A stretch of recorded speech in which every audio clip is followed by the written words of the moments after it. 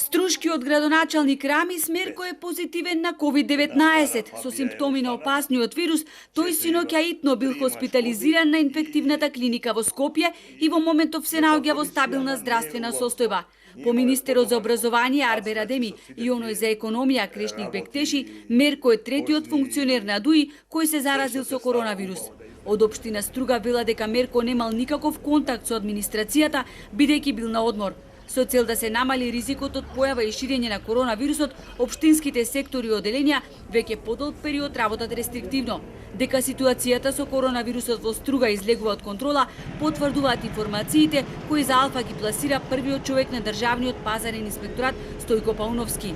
Тој вели дека Струга е град со најмногу кривични пријави изречени на хотелско-гостителски капацитети поради непочитување на протоколите за заштита. До сега имаме изречено 17 кривични пријави против сопствениците на локалите, кои покрај тоа што сме ги санкционирале, продолжуваат да работат прекршувајќи ги протоколите.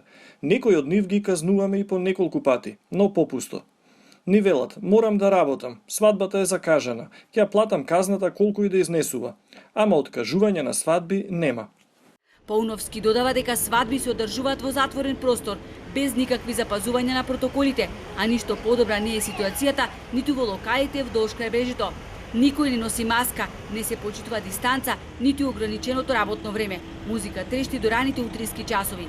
Пауновски отворено кажува дека највеќе проблем имаат со угостителските објекти чии сопственици се струшки функционери од ДУИ.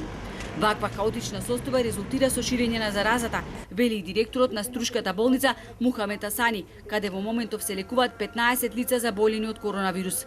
И тој потенцираше дека повеќето од нив се заразили на свадби, веселби и ноќни лудувања во локалите. Инаку од почетокот на пандемијата, заклучно со вчерашниот ден, COVID-19 во Струга е диагностициран кај 548 лица, а бројот на починати се искачи на 47.